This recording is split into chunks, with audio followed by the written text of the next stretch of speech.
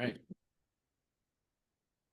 On this week's episode of the Crushing Debt Podcast, the psychology of debt. So, welcome back to this week's episode of the Crushing Debt Podcast. My name is Shawn Yesner, owner and founder of Yesner Law, and I am joined remote today by your financial coach, George Curbelo. How you doing, George? I am out in the interwebs, and I'm saying hello to you, my friend. I'm doing well, buddy. How's it going? Things are going well. So, when this week's episode comes out, we will be 2 days from the start of school here in Tampa Bay. That's Right? true. I can't wait to send my kids over to school. Yes, it's going to be an exciting time. I am the exact same way. I am like my I got schedule. older ones. You got younger ones. I got my old. I'm like, get out of here. I don't want to see your face. It's been too long already. My schedule will get so much easier when the kids go back to school. I'll have so much, I won't have to bounce. But the other day, I think I had to come into the office to drop something off. Then I had to run home because I had someone coming over to the house to do something. Then I had to come back here to the office for a client appointment. Then I had to go back home because my kids wanted friends over. And so there needed to be an adult there when when the friends came over. So when they go back to school, that stops. I don't Yeah, have to worry about that a nonsense. little less stress and Ubering that you have to do. I feel you, brother. I feel you. Daddy Uber. So, but we do want to we've got a guest on this week's show. So we want to get to our guest. He is the co-founder of School Pulse. He's been a licensed therapist for over 20 years. He's seen thousands of people, published 2 books, Mind Over Gray Matter and Know Thyselfie, one of which was a bestseller. He's won awards for his therapeutic work with individuals, and it's just one heck of a guy. I want to avoid the explicit tag. School Pulse, it's a family show. There you go. School Pulse is his latest invention, and his vision is to inspire youth and young adults everywhere to live deeply and to suck out all of the marrow of life. He's married to an amazing woman. He has 5 extraordinary children. Welcome our guest today, Iuri Melo. Welcome, Iuri. Man, gentlemen, what a great start. Thanks for the intro. I'm happy to be here. This is going to be fun, man. You guys have a good vibe happening. I love it. Yeah, and so I do want to tell people right up front, and I'll put these in the notes as well, but the website is schoolpulse.org. And the email address we have for you is Iuri@schoolpulse.org. Now that's IURI at schoolpulse.org. But, I think the reason that I'm excited about today's interview is I know last week we were talking about the differences in terms of what generation has it better or worse in terms of their financial health. And so there are arguments that the current generation of kids might have it worse. There's arguments that, our parents' generation might have had it worse. I feel like our generation has it worse, but I guess that's kind of where you focus is that focus of school and kids and the pressures that our kids are under in terms of going to school. And so I know finance has to play a part in that. It does. It does play a part in it. I'll be honest, and this is part of the discussion that you and I were just having a little bit just off the air, but is the idea that even though there is no doubt, that when you look at the factors, right? I mean, if you were to look at a variable equation of like the things that can potentially impact the level of satisfaction of somebody's life or the level of happiness, finances has to enter into that equation, and perhaps pretty significantly. Like, I think it carries a high percentage of how that ultimately impacts our life, especially I think as obviously as dads. I mean, I think as husbands, I think as parents. And I would imagine that the kids probably carry some of that depending on the circumstance, or certainly indirectly feel the stress that's occurring in a home or based on the kind of financial situation that's happening in that home. And so what I'm excited about meeting with you guys is potentially even a way for you to help me, or for you yourself to kind of create something where we can potentially educate our youth of today, our adolescents, our middle schoolers, junior high students, our high schoolers, on how to just utilize their wits and their skills and whatever resources they have available but to begin to create something that will feel solid, that will help them to feel a little bit optimistic about their future, instead of just, I often tell other people that I'm such a magical thinker, and what I mean by that is it's the concept like, hey, it's gonna like work out, Sure. and there's a beauty to that, right? There's a beauty to that kind of optimism. It keeps me going. It feeds me with hope. But sometimes it's not quite practical. It can be a little bit, pie in the sky or unrealistic. And so, helping teens connect that, right, kind of their optimism to real practical optimism is I think a really key part.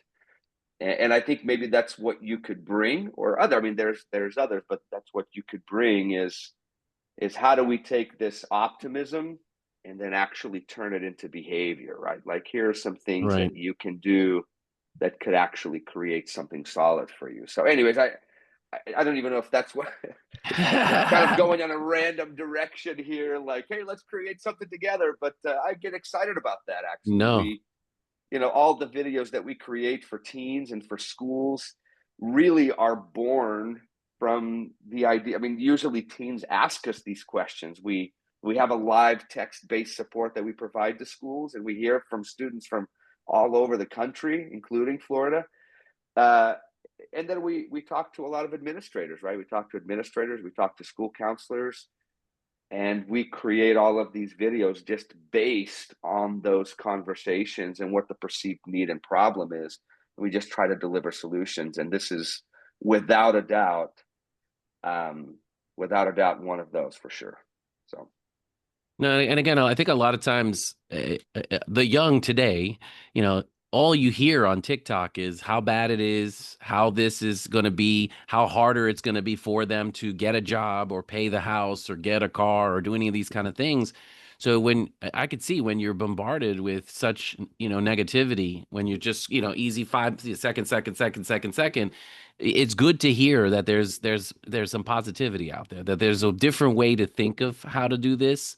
If you just do something different or think something different. And I think I love the message. It's just, how do we get teenagers that usually don't listen to dads like us, right, to actually listen, that hey, like, we're just trying to spit wisdom, folks. And yes, I'm gonna sound old there, but we're trying to spit some wisdom to you.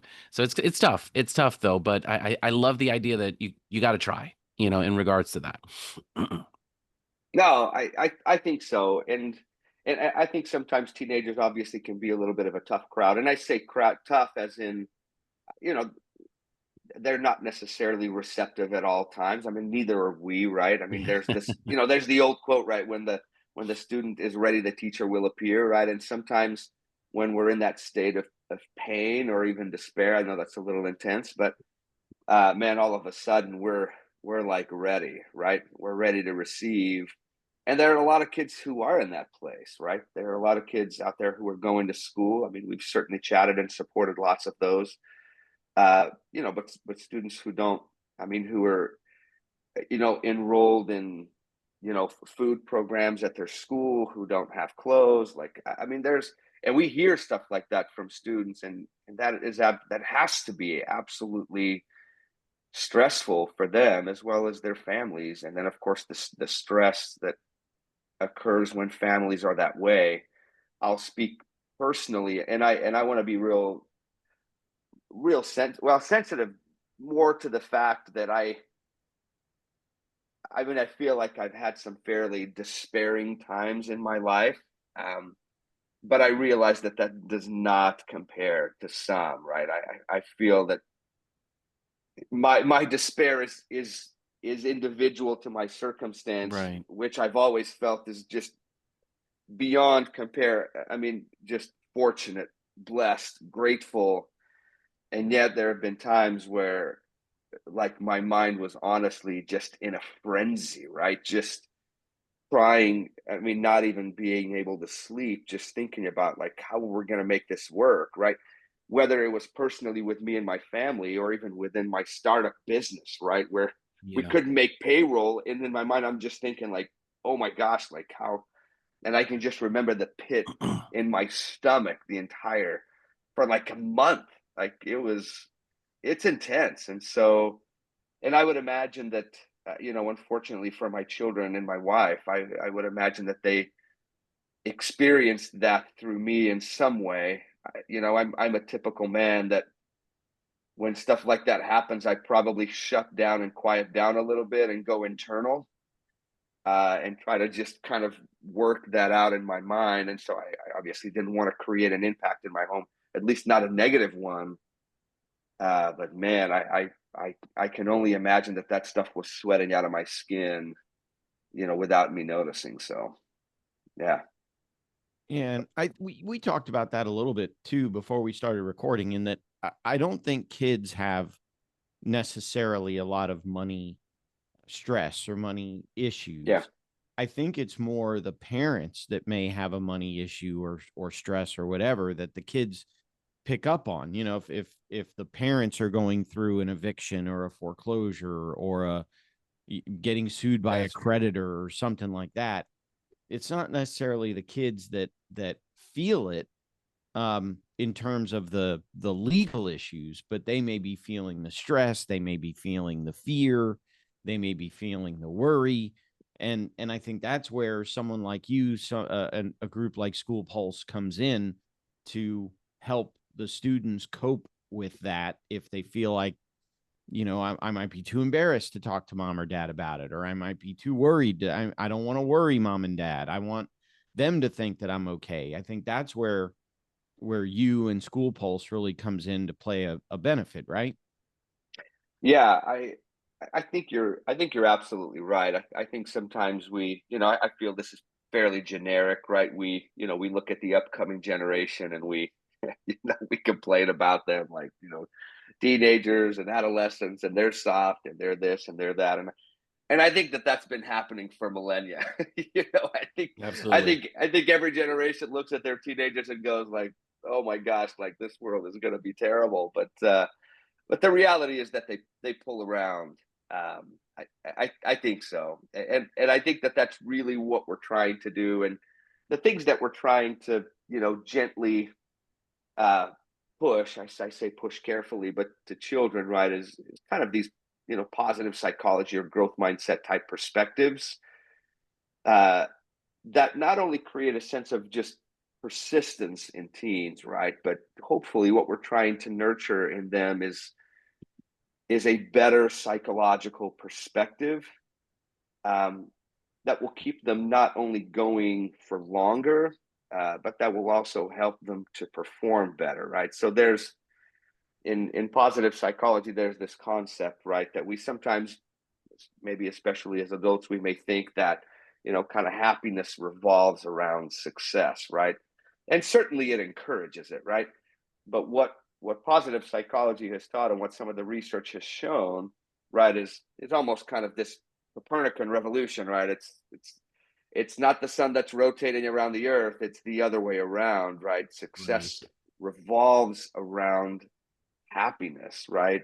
And I think if we look at our lives, right, as we parent, as we go to work, right, when we're just happier, when we're more optimistic, when we have more confidence, like our performance just improves across the board, not just as a parent, as a professional, but even in sports, right? Like, I mean, the evidence is clear.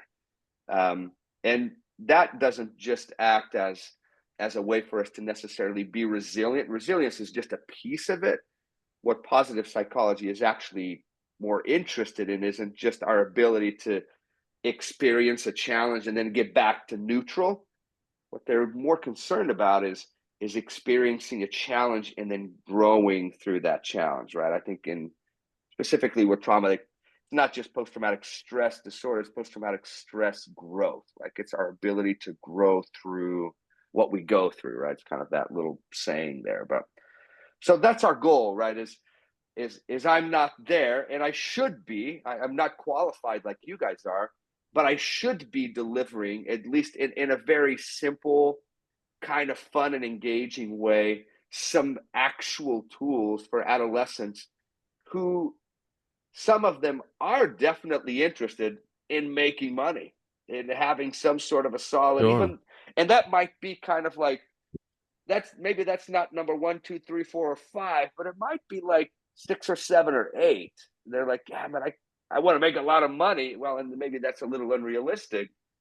But with individuals like you and your expertise, I think you could potentially really drop some, like, here are a couple of things, or 3 things, or 5 things that I really think you need to focus on to create this, and some of these principles that some of those kids, right, whose hearts and minds are a little bit open, will actually kind of adopt, and your words will kind of just linger in their hearts and in their minds. So, Well, anyways, I kind of want to dig a little bit deeper into that, because go.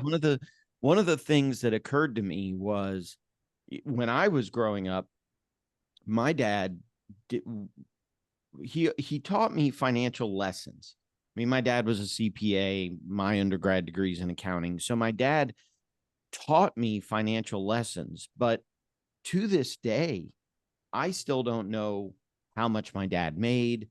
I don't know what we could, or I knew that, if I wanted something, my dad could probably afford it or figure it out or something like that. So if I'm a parent and I may be in some financial stress, maybe there is an eviction coming or a foreclosure, or I'm getting sued by some credit card or something, and my kids pick up on that, how do I talk to my kids about that in such a way that I don't unnecessarily worry them, I don't overburden them with my financial troubles? How should I be talking to my kids if I find myself in that situation? Man, that's a really good question. I almost would like to just table that with the three of you, because I think we're all in the same spot here. We're all parents with Yeah. with with kids, right? And and I think the reality is that, I mean, I'm thinking about, like, in my own personal life, like, I think when we had some of those struggles, um, and I think that there's a part, between myself and my wife, that we were probably not divulging a whole lot. Certainly not when things are good. We're not really talking a whole lot, other than, we're just doling it out, right? Like, hey, I want Right. this. Like, What do you well, need? What all do you right, not? that Right. works. Yeah, yeah, yeah. We just pass it on. Yeah. Daddy ATM. Yeah, exactly. And then I think maybe when things get tight, or when get difficult, I think maybe that's when some of the language kind of begins to leave our mouth. Like, hey, we gotta, like, I don't know if we can do that right now. And my wife and I have said that. I think my wife more than myself. She will she will clearly state, like, hey, like, we just don't have enough money for that. Like, hey, Right. we can't do that, right? And but I don't think our conversation has ever gone so far as to, like, truly divulge, like, hey, this is a really difficult month. Like, your dad has to do this, or we have to do this, or Right. we're dropping these services, and we're right. And you actually bring up a really good point, um, which is, how open should we be, or can we be, or would it be beneficial to be, perhaps, right, just a little bit more transparent about our financial situation, good or bad, right? Because it doesn't have to always be bad, right? Right. But good, like, and I have Right. had some conversations with my kids about that. But the reality is, I think when we begin, I think, to express that, there might create a worry in our kids, and I don't necessarily know if that's negative, but it's going to emotionally impact them at some level of intensity, right? On a scale of 1 to 10, it might be a 2 or a 3 for some. For others, I mean, it might just be like bouncing around in their brain, right? Like, Right. just like if parents are, like, fighting or really struggling, or, like, there's conversation about divorce in the house, like, that stuff's bouncing around up there. So Yeah, I think a lot of kids, again, how honest you want to be is always, it's always yeah, subjective, right? It's up to you in regards to how you want to raise your kids and what information. You just have to be, like, if you're used to talking about money, being honest about it when it's bad or good is a good thing for the kids. We got to be careful though. We're not putting like our stress, our burden, our stuff onto the kids, because it can be very easy to try to share this type of, especially when the times are down.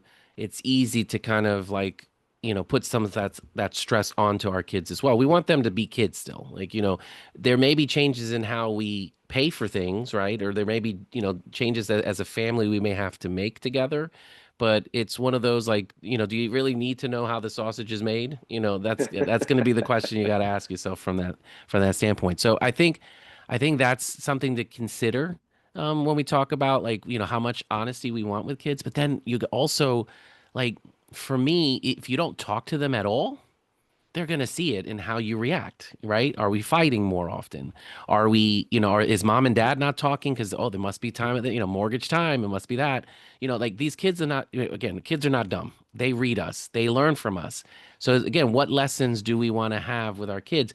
Ignore it or not talk to each other or argue about money? Or do we want to at least have an honest conversation so that again everyone's comfortable, at least knows where we're at? So again, it's kind of what lessons do you want to teach your kids along the way?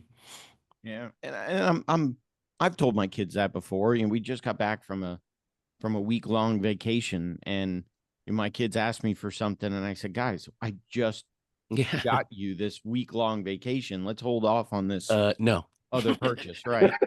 Let me think about that. Or sometimes I'll say yes, or sometimes I'll say, do you have the money in your green light account or whatever it is?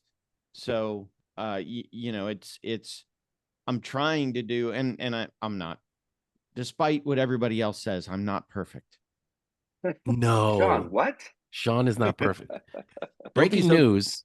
don't be so quick to agree with me. Yeah. So I one of the questions that I had, which I think I answered because I'm on the School Pulse website. When I first looked at it, it appears to me that the main client of School Pulse would be the school systems, the schools, the principals, the counselors. But in looking at the website, it is also something that parents can sign up for. If for example, I just wanted my kid to get a little extra and my school said we're not going to sign up for School Pulse, I could do it as a parent for my kid individually. Is that correct? We began to do that a little bit. Let's just talk. I'll talk business for a quick moment. Our main client has always been schools, right? And for a little while, we actually tried to diversify a little bit, and we thought to ourselves like, hey, because schools are difficult customers. And the reason is because schools don't want to adopt something new or feel like it's one more thing on their plate. I feel like a lot of schools are already overwhelmed, right? And on top of that, they're bombarded with lots of other things.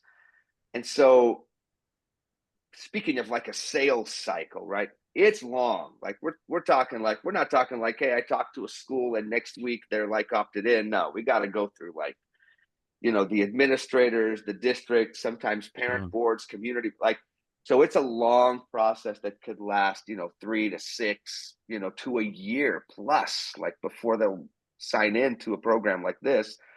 And part of that, of course, is because we're providing content to minors, right? And these things have to be vetted, they have to be looked through, parents have to agree, and so it's critical, it's important, right?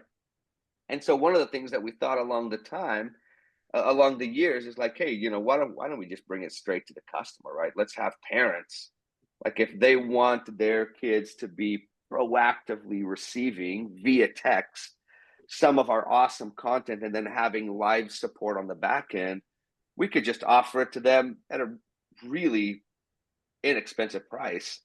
And we started that and we had some success with that. But honestly, we just didn't have enough money to put into that, enough time to put into that. Our team is small, we're scrappy, but we just didn't have the time to kind of almost be running these two parallel tracks, right? So we kind of have stayed with schools and we kind of dropped this individual one. But I'll tell you this, Shawn and George, like, I mean, you can see my screen and you can see this little QR code on the right. And this is actually how we kind of launch our program in schools. And kids just go up, they scan that, and their text literally opens up, and they're in. And from that moment forward, we text every Tuesday, every Friday, every Tuesday. We send our student success videos. that are fun and inspiring, is packed with goodness. And then on Fridays, we send other inspirational content. And the real key to our program, and this is how we try to be different, is number one, we're not a crisis line. We're really a support and positive psychology service. And the key to our program is that we're not like a fire extinguisher on the wall, just waiting for Right. crisis to happen. We proactively engage someone, provide them with content. And as a result, kids just engage with us. Like they just talk to us, and not just about, like I'm actively suicidal, but life is good. We just went on vacation. I can't believe school is starting up again. I went on my first date. So it's really a fabulous service because we just get to meet kids where they are. We provide them with goodness. And then we get to sometimes, intervene with them when really critical or serious things. So to answer your question, if you have a parent that reaches out to you or reaches out to me and says, "Hey, I'd really love to just have my kid be a part of that. This is fabulous." We'll just set you up with a demo account, honestly, probably for free. Like because we're not really doing that part of the business right now where we're selling it individually. So we'll just have you join the demo service, which is the same service. It's the exact replica that a school in Sarasota or that a school in New York or California or Utah is using. They're going to receive the same level of support. We're just not going to associate it with the school. So yes, we would be happy to serve your kiddos. Oh, I didn't mean to force you to give your stuff away for free either. But this is a podcast about debt. It's always been about debt. But I do want to mention that School Pulse is more than that. Like you were saying, it's other issues that may come up in the life of a student, of a teenager, of a minor, not just debt related. Yeah. No, you're absolutely right. I feel like our niche, right, or really where we live, right, with teens, once again, is based on that concept. We know the kinds of things that can protect kids, right? So in psychology, we talk about these protective factors, right? And often in schools and in the real world, we're always kind of looking at risk factors, like how depressed kids are, how anxious kids are, the challenges that they're facing, the higher rates of depression, suicidality, abuse, Yeah. and all of those things, right? I mean, not too long ago, right, the teen mental health crisis was like the defining crisis of our time, right? And all of those numbers are elevated, and we could talk about some of those factors and why that is.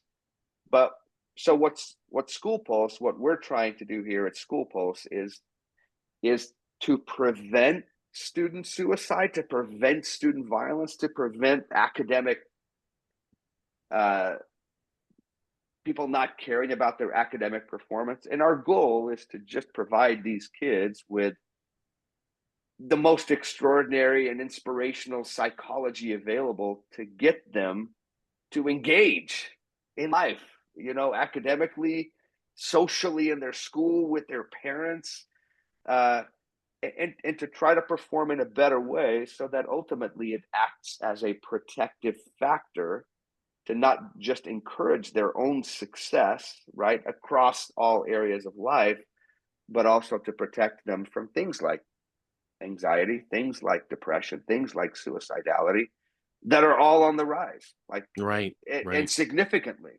And so, yeah, our goal is to come at it through psychology, right? I believe that your psychology is everything, right? I believe that the way that you interpret an event matters more than the event itself, right?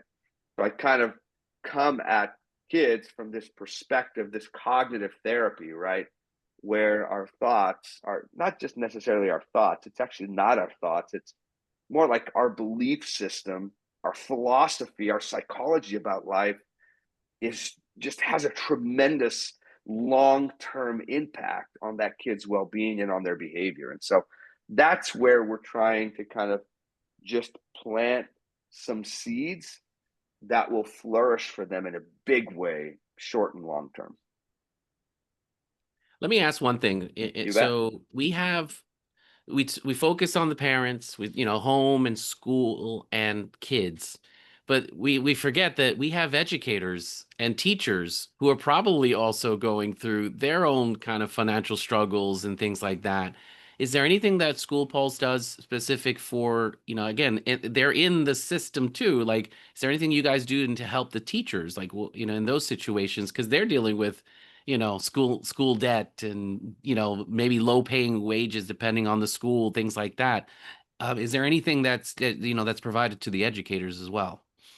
It is. So one of the things that we provide, and we try to be a comprehensive solution in schools, and we certainly recognize that, right? All the way from the administrators, especially I think to teachers. I think that there's been significant amount of research and data specifically about them, their own struggles. I feel like more and more teachers, and maybe I'm reading the wrong news, and I'm willing to admit that, but I think more and more teachers are less willing to positively recommend teaching to somebody else, right? And I feel like that's just like a tragedy.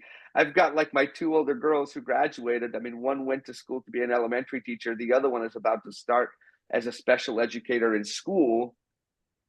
And there's a part of me, right, that sees that, and I'm just so pleased and proud of them. But there's a part of me that sees my daughter going into special education, and I'm thinking to myself, like, that is going to be tough. That is going to be difficult because I think the school environments are challenging, and Mhm. especially I think for a special educator, the amount of of just like reports. I feel like those things are just like life suckers. I remember having a conversation with a friend of mine when I graduated with my master's in clinical social work, and I kind of went into private practice and have pretty much been there for 20 years, right? Just kind of my own boss. And there's some, benefits and downsides to that.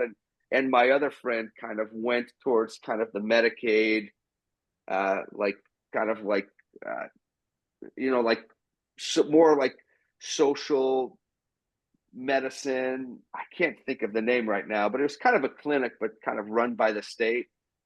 And we keep in touch. We have lunch here and there. And at one Sure. point, him and I were talking, and he said, "Man, Yuri, do you think I could?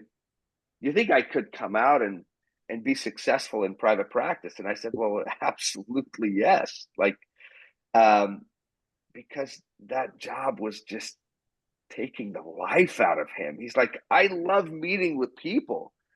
But Yuri, what I have to do after I meet with my people in regards to Medicaid, Medicare, like paperwork, insurance, dude, it's killing me. Like, I don't even want to go to work anymore.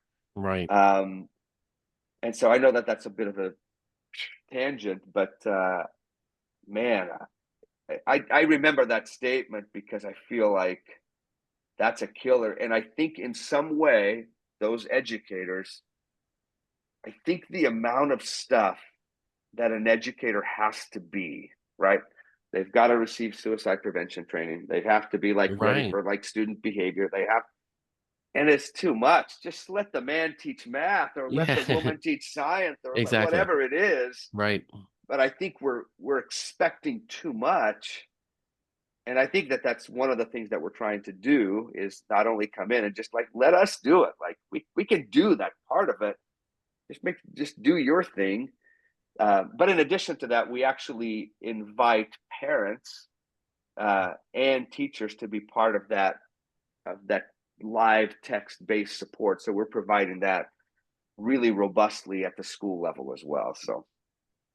So one of the things that I was curious about, and again, this may be too big of an answer for this show, but let's give it a go, Shawn. Send it. let's No I'll pressure. I'll fire away. We'll figure it out.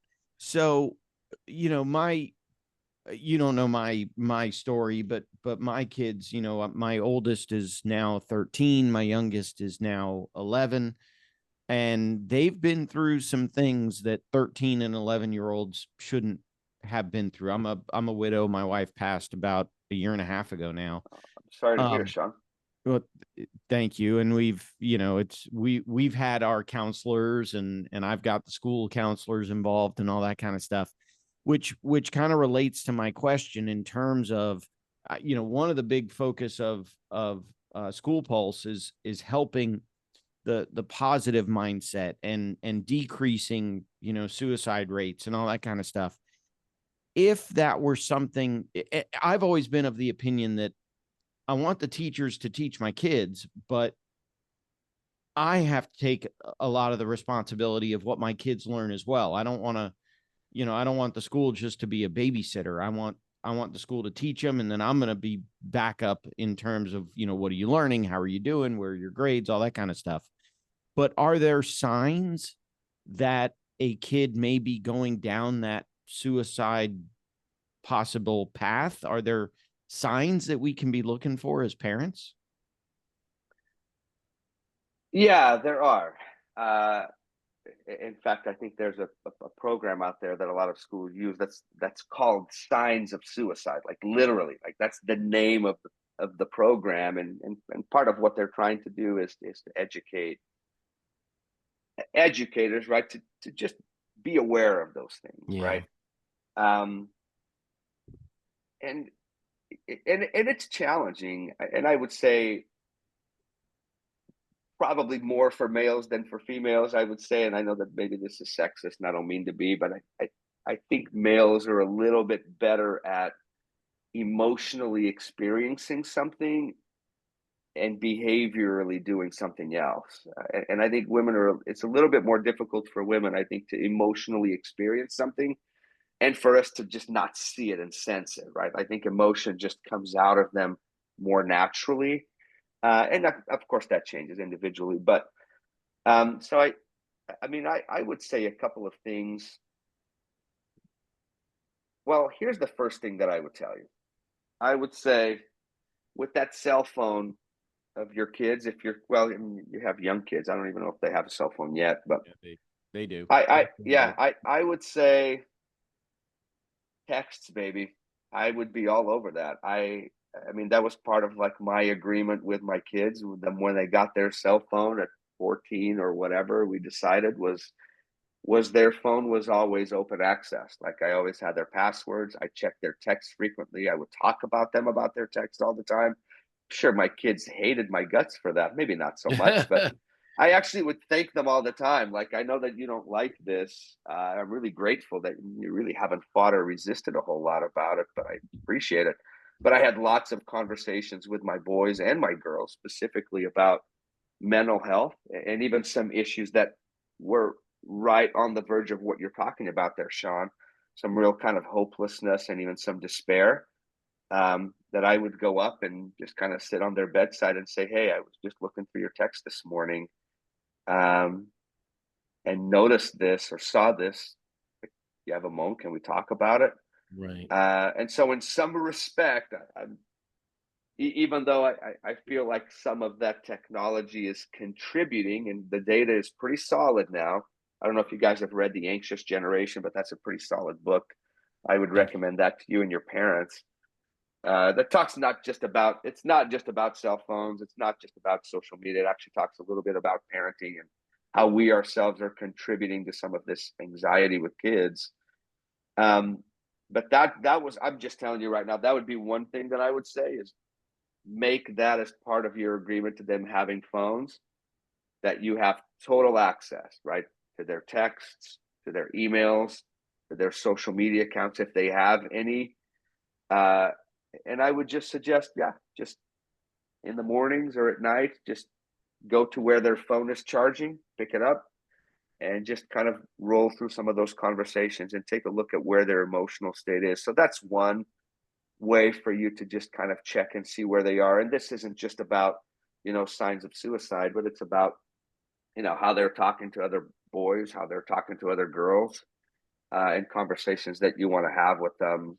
Um, but I think, kind of the major things that you want to look at is kids withdrawing themselves, isolating themselves. I think those are significant signs that sometimes show that they're kind of in their head and want to be away. Because when kids are feeling down, depressed, suicidal, they feel a sense of embarrassment about that. Like because in a way they're thinking to themselves like, my life is good. It's not as bad as so and so. I shouldn't be thinking. I shouldn't be feeling this. And part of that embarrassment and that shame, right, forces them quiet, right? I shouldn't be talking about this. I shouldn't be feeling this.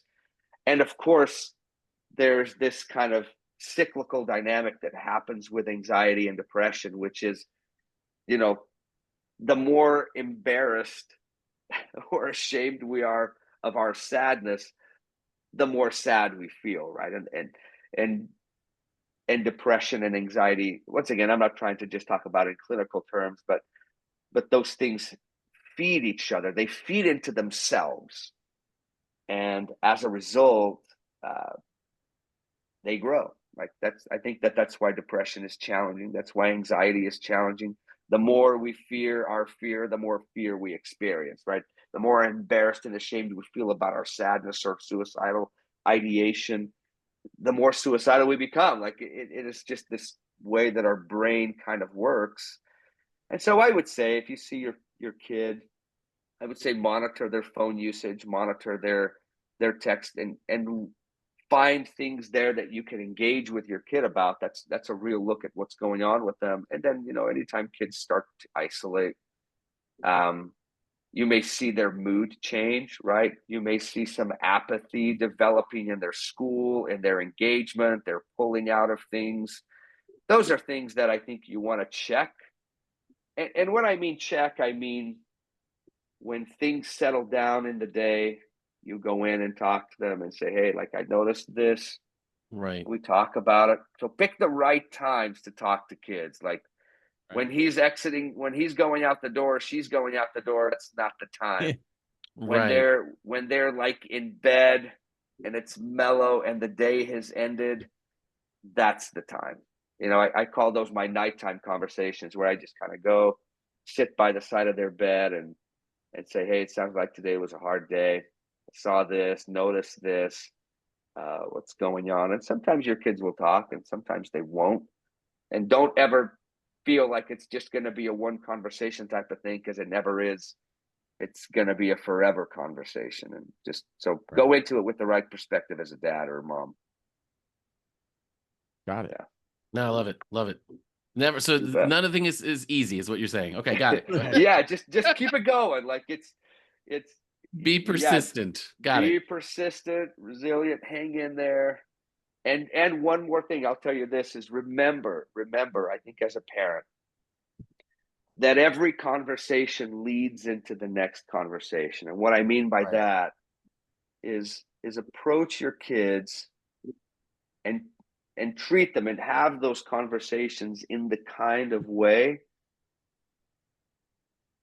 that they know that they could come to you, right? So it's think of it like positioning. You're always positioning yourself so that when that time comes, they will feel like they can come to you, because they know, hey, when I go to Shawn, when I go to my dad, I know it's safe there. When I go to George, when I go to my dad, like, I know that's a safe place. Like, he's not going to hit me over the head with it. He's not going to punish me for it. He's not going to critique me about it. Like, what the hell is going on? What the heck's going on with you? It's not what's going to happen. And I think that safe foundation at the very bottom is what will make those conversations the most effective in the long haul, for sure. Makes sense. Makes sense. Yeah. Love it. Yeah. No, thank you. Well, we really appreciate you being a guest on this week's show. Is there anything that we missed? Anything you want to add? Man, I don't think so. I would just say that we're, as parents, as dads, it's kind of fun. This is a fun little group here, but we're just engaged in the most extraordinary thing with our kids. And I would say I have been privileged enough, not just individually as a therapist, but through School Pulse. There's just I don't think there's anything better than teens, man. They're extraordinary. Like I think my life is better truly because of them. There's just I walk into a lot of high schools, into a lot of middle schools for a lot of reasons. I do lots of assemblies and things like that. And there's an energy in there that's like, it's crazy. Like, it's intense. And I think when I was a young kid, that intimidated me. I was like, oh my gosh, right? Like, I just got to stay out of the way. And now I'm old and jaded and I don't care. And I go in there and I just like feed off of that, right? I'm just like, oh my Give me gosh, more. this place is incredible. Like, there's just like glee and joy.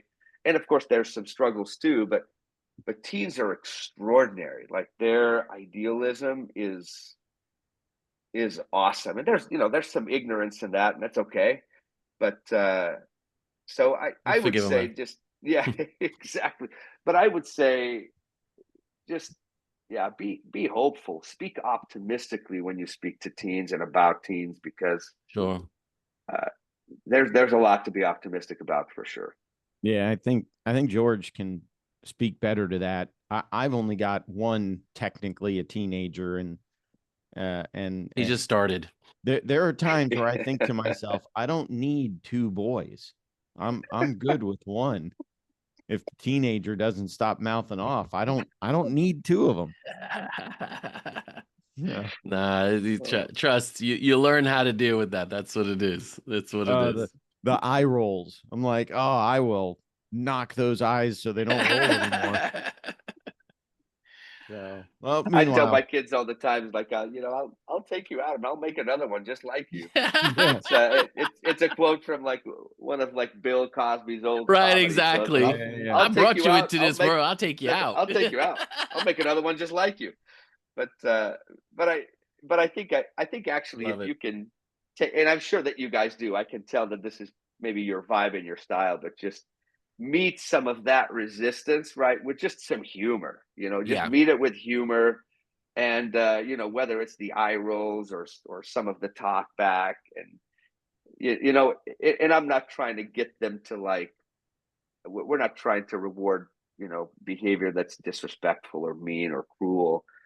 But even meet some of that with, and compliment their willingness to try to differentiate, right? I can see right. you're trying to be your own person. I can see you're trying to do that. and And that's what they're and I doing, right? think sometimes we can actually disengage and roll with their resistance a little bit, and kind of de-intensify it. So Right. I would just say keep that humor bone, that funny bone, keep it going in your life, because if you're raising teens, man, you're gonna need it, because Yeah, those You're kids, gonna they're a need crack up, man. They're a crack it. up. exactly. Well, Love it. we really appreciate you being on the show, Yuri. You bet. And It was a blast, you too. so we do also want to mention that if you want to support the show, you can always go to patreon.com/crushing debt. If you want to see some of the behind the scenes videos, if you want to see Yuri, if you want to see the QR code, although let me see if I can maybe figure out a way to get the QR code into the show notes as well. I'll see if I can work on that. But again, you can go to patreon.com/crushing debt if you want to support us there. Otherwise, I think we're at the end, George. Yes. Yeah, I would say again, you are a lawyer, so let's not try to stretch your technology to try to get I a know. get a QR code, guys. But I'll encourage you there. Go for it, buddy. Thanks. Appreciate that. Yeah, if I were better at podcast editing, I wouldn't be an attorney, right? So I gotta laugh. I think that will do it for this week's episode. Thanks again, Yuri, for being on the show. What we'd like to say when we sign off is that we hope you have more money at the end of the month rather than month at the end of the money. And we will talk to you in next week's episode.